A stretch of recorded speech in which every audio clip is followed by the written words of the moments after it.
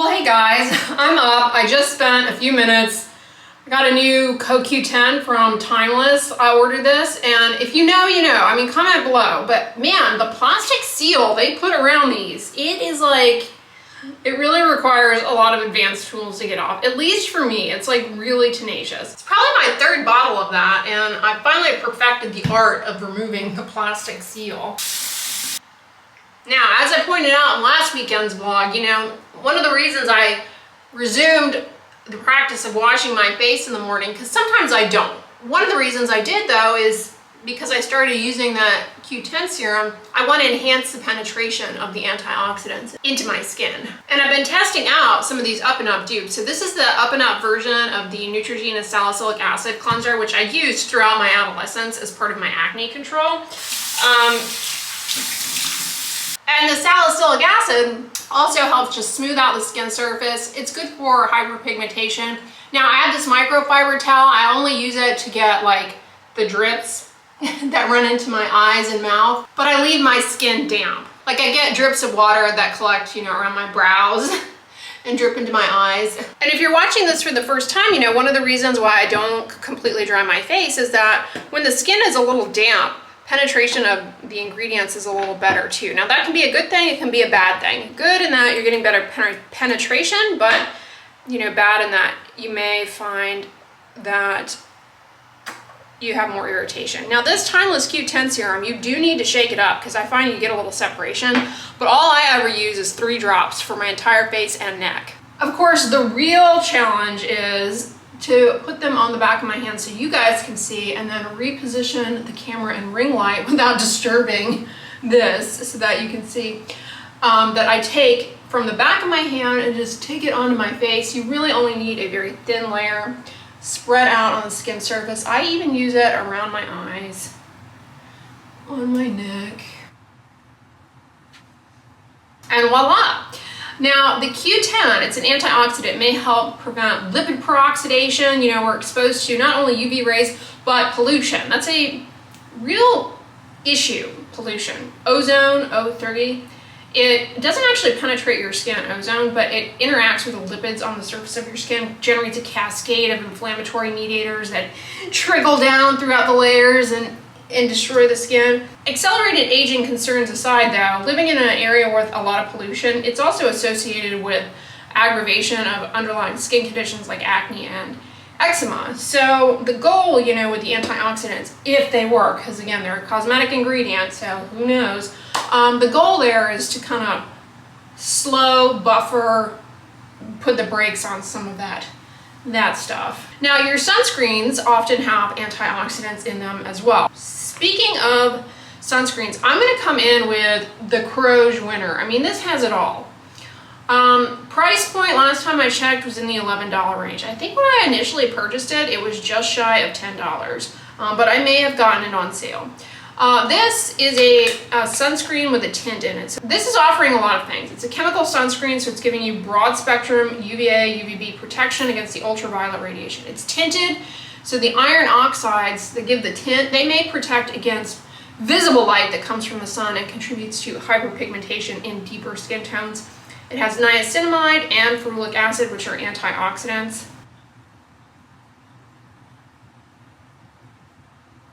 Niacinamide is also really good for acne-prone skin, redness. It's good for the moisture barrier. It's a very functional ingredient, provided you tolerate it. Some people find it burns and stings. I just gouged myself with my fingernail. I love these. These are from the Amazonian, the CRZ brand of athletic wear. Same as my little running shorts here, which you probably can't see. I have this top in gray. They're so comfortable. I mean, move over, Lululemon. We're not paying those prices. Yeah, if you are in the market for athletic wear, I highly recommend the CRZ brand on the Amazonian. I have not been disappointed at all.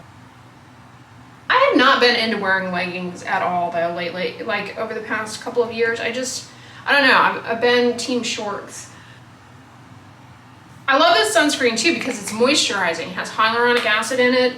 It's just a nice everyday moisturizer. Now, it's not water resistant. So speaking of athletic wear, if you're going to be outside running, biking, you're going to be going in the pool. I don't know what I'm doing here with this pantomime. I'm in some kind of mood. it is what it is. If you're gonna be doing those things, then you're gonna need a water-resistant sunscreen. Highly, highly, highly recommend those Neutrogena Pure Screen tinted mineral sunscreens. Those are great. Check out the Bondi Sands fragrance-free sunscreen lotion, I think it's called. Really, really good. Now, notice I didn't put any sunscreen on my lips because I find that sunscreens for the face, you certainly can put them on the lips, but I just find that they're kind of irritating. Now, I'm gonna go drink my coffee, and so I'm not gonna put anything on my lips if I'm just gonna go drink my coffee and have it rub all off. But, update for you guys, because this is something that I really need to share with you guys. So, I mentioned I'm trying out a lot of the up and up versions of some of our favorites, and this, the Up and Up SPF 50 Sunscreen Sport Lip Balm. This is good. Like, oh man, it's really, it is a pleasure to put on. It's water resistant, SPF 50, it's a chemical sunscreen. This is good. I've been enjoying this. No cast. Whew, all right. So this coffee, I've already forgotten the name of it, that I got from Sprouts. I like it, but I'm not loving it. I miss Raven's Brew, but no worries. I'll go back to that as soon as this is done.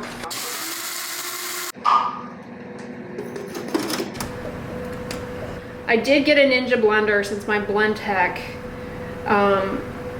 crossed over to the other side, if you will, unfortunately. And that upset me because I've only had that Blend Tech for like 3 years. Yeah, here's the new Ninja. I actually like it. The base is a lot lighter than the Blend Tech was, and it's got a little fan back here, which honestly I think is one of the downfalls of the Blend Tech, is that there was no like efficient cooling system in the back, and I think that's why it overheated so much. Not only is it lighter, but it's kind of got these little grippies that don't make it glue down or anything, but kind of give it a little bit of stability, I guess you would say. I also like that the cord is not as long. That Blend Tech cord was really long and really thick, and it was just kind of unwieldy. Now, here's the picture. To put it on, you just put it, let's see if I can do it. Put it like that, and then it clicks in place. And then this is, I don't know how I feel about this. This is a blade. You put it in just like that, and so you blend up your smoothie or whatever, and this, I don't know, you may have mixed feelings about it, and then when you go to pour out, you can pour it out from the lid, but if you have stuff in there that you need to scoop out, it's kind of cool because this just pulls right out. That way you don't have to battle with the blades, you know what I mean, like when you're getting stuff out, and you can easily just take this out. And like if you're making a nut butter or something, you can pull this out, you can scrape off the nut butter off the blades and then into your container, and then you can go back into the blender, and you don't have to navigate around these sharp blades, which I think is a really smart design. Then the lid, you line up, there are these little arrows. You line up the arrow, there's an arrow here on the handle, and then you just press this down and it stays secure, and then when you want to take the lid off, you just hit this release button and it pops up. There's also a little spout you can pour out from. So I think it's really a smart design. As far as settings, let's see, I haven't quite figured out the settings. Like it came with a manual, but I didn't spend too much time reading the manual. There's low, medium, and high speeds, and then you can pulse, but there's like a smoothie setting, an ice crush setting, and an ice cream setting. So this was, I want to say $70 on Amazon. Same price though at Costco. So if you're a Costco member, you can get it there. Same model and everything. I've never had a Ninja pitcher blender before. I have the Ninja Bullet Professional, and that thing, you know, I've been impressed with. So I went back to this. And it's funny because Blend Tech was so hyped up as being such good quality. And I know a lot of y'all have said Vitamix, but I was like, I'm gonna go down in price. I don't know that I'm willing to shell out that kind of money right now for a blender, given the issue I had with Blend Tech. I need a break from pricey blenders, but maybe I'll go back and try that at some point. But speaking of blender drama, y'all, this has been an iHerb win. Spin product that is amazing. Basically what it is nut milk concentrate. And it's kind of like basically bougie nut butter, but it's super smooth and liquidy. And all you do is put it in your blender with water, and you blend it up, and it's the creamiest nut milk. This is a cashew one. The only ingredient is organic cashews. You get 14 servings, basically the equivalent of 3 cartons of nut milk. I think I paid $10 for this on iHerb. I haven't actually tried this cashew one yet, but the almond one is amazing. And I love it because, you know, you buy store-bought almond milk. Sorry, the timer's going off. With store-bought almond milk, you're kind of at the mercy of whatever concentration the manufacturer has decided to make the almond milk. And most almond milks, I find, are on the watery side. So you can make it creamier, which I really, really like. Much less waste, right? Like, you're not dealing with all those cartons. Plus, you can keep this out at room temperature. You don't have to take up space in your refrigerator. It's basically like nut butter, is what it is. But it's really, really creamy, and it's really smooth. You could use it like, it's like the consistency of tahini. You know how nice and runny tahini is? That's how this is. And it blends into nut milk really nicely. They also make a sweetened almond milk concentrate too. Let me know if you've tried these. I've been really happy with them. So I often buy almond milk at Costco, but let me know in the comments if you agree with this. The almond milk from Costco, the packaging is hazardous. Like that, they put the cartons in this box, right? The box cardboard is very difficult to break open and get into without the cardboard like tearing into a sharp edge. And then when you're bringing that box in, it's just a very awkward shape. It doesn't fit nicely in your like reusable grocery bags, so you kind of have to put it on your, it's just that box of almond milk from Costco. Sometimes I don't even buy it there because I don't want to deal with that awkward like external package of the Costco almond milk box. So I'm loving having this, like streamlined. It's really good. Totally recommend it. Wilderness Poets from Ashland, Oregon. The possibilities are endless. You can make it really, really rich and creamy. Here at the movie theater, although I don't care for this movie theater because it's a little unpredictable in terms of if the screen actually works.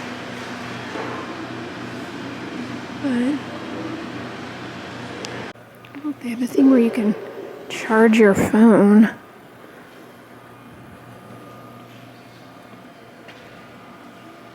Rent a power pack. Although, like, you're not supposed to use your phone in the movie theater, so I don't know why that would be something they would prioritize having. I do like the ceiling in here. They used to have all of these arcade games. It looks like they took those all away around I think that happened with the pandemic. The pandemonium closed all that down. Restaurant space for lease. And everything is self-serve kiosk. No actual people. I'm always surprised that Dippin' Dots has managed to exist this long. When they first came out, people were all excited about them, and I tried them. I mean, we're talking like, 30 years ago, and I was like, this is just a fad. It's never gonna last. And lo and behold, there they are. Elemental. Looks cute. All the elements. Barbie. Having a Barbie movie.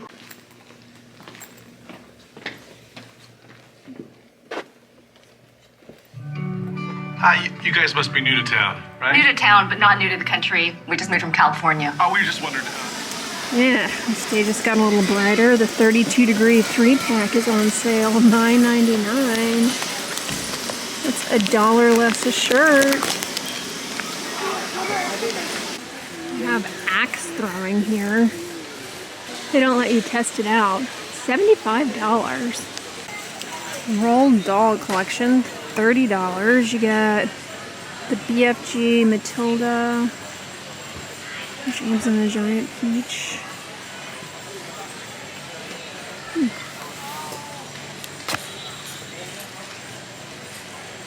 Places to go before you can't. easy fixes for everyday things.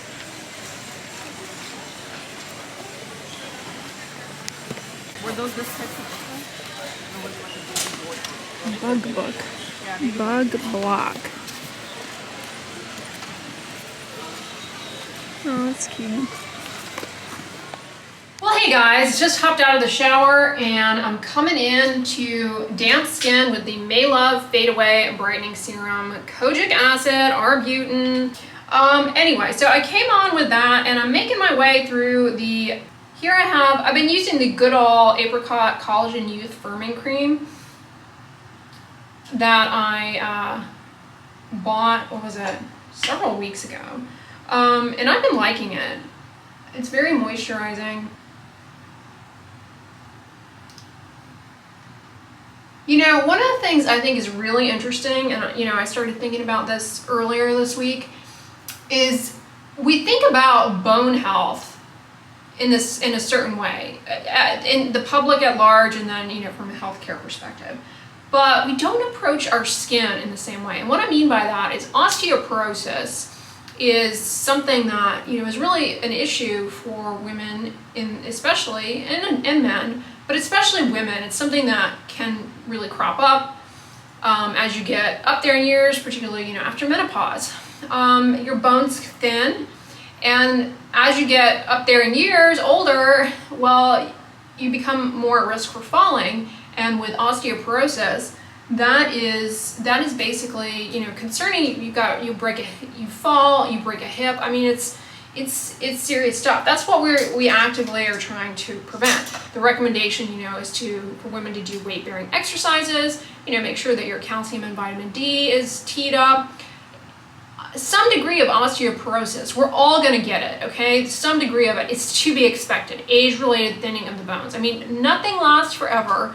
And they start to accumulate lifelong wear and tear. So it's not 100% avoidable, right? You're not going to have the bones of a 20-year-old when you're 80, 90. It's just not possible. If a woman in her 30s said, I'm really prioritizing weight-bearing exercises because I want to keep my bones as strong and healthy as possible, people would be like, I mean, somebody would have an opinion, right? Inevitably, if you do something, someone's going to have an opinion. Somebody would you know, probably say something like, oh, aren't you worried your muscles are going to get too big? Aren't you worried that you're going to pull a hamstring? Yeah, you know, those people who are just going to interject random opinions and what have you.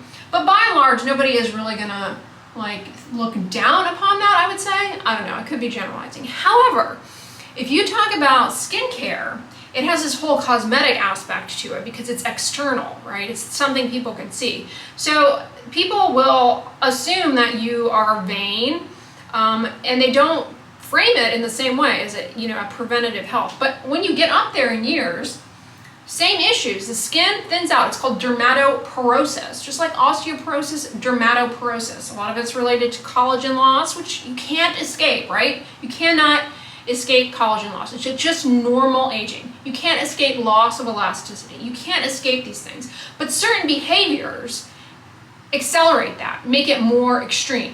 Sun exposure, UVA, it upregulates those enzymes that chew up the collagen, and it damages the fibroblasts so that they make faulty collagen. And it also, damages the DNA and the keratinocytes that can lead to skin cancers. Smoking is basically bolusing the skin with free radicals, thins it out. And so there are lifestyle things that you can put into place and habits that can make it so that when you are older, your skin is healthier. And that's good because falls can be accompanied by skin tears very easily when the skin is fragile from skin thinning. Tears easily, bruises easily, doesn't heal right, prone to infections. It can really be a source of problems for your health later on in life. But people don't view it that way. Especially, when you're talking about skincare, a lot of people just view it as a vanity. With the skin, I do think on the flip side, you can start to see the beginning stages of some of that cumulative damage starting to appear, and the signs of early skin aging. It kind of motivates people to take action.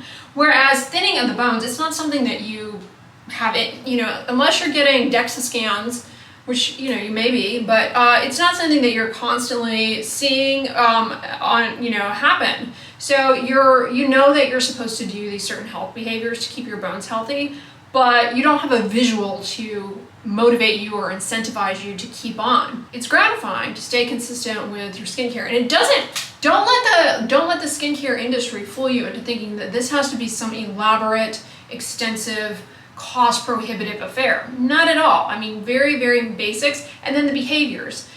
Getting exercise, getting good sleep, managing your stress, although that is always like such a hard thing to recommend, right? Manage your stress. All of these things, these lifestyle things that you put into place, they're going to make a huge difference in terms of the health of your skin, and you can appreciate the benefits there. If you are sleep deprived, it shows up in your skin. When you start getting better sleep, things get better in the skin. It's very, it can be very rewarding, gratifying. Whereas, like I said, with the bones, you're not seeing that in real time. You're not. So it's easier in a sense to once people get on board with those things, the skin benefits can be motivating for them to continue. Whereas adhering to the recommendations for something like bone health, it's like, yeah. Anyway, y'all. So, update on my hair. I am still doing, I change things up because I like trying new shampoos and stuff. But what I've been doing is I'm still using that Dove Dermacare anti-dandruff shampoo. It's in the shower. I don't feel like getting it because it'll drip water all over the place. The zinc pyrithione shampoo and the zinc pyrithione conditioner. I still use those. And I also am still using this, which I have had now for going on a year, this pump bottle, and I love it. Look, I've barely used anything, and I use it all the time. So I get about that much, and I just put it on my hair. See, the majority of the water is out of my hair, like from the microfiber towel. So I get, the majority of the water out of my hair, and then I just put this in my hair. And I take this comb that I got in a PR package a long time ago from Drunk Elephant, but I really like it. I take this comb and I just kind of work it through with the comb.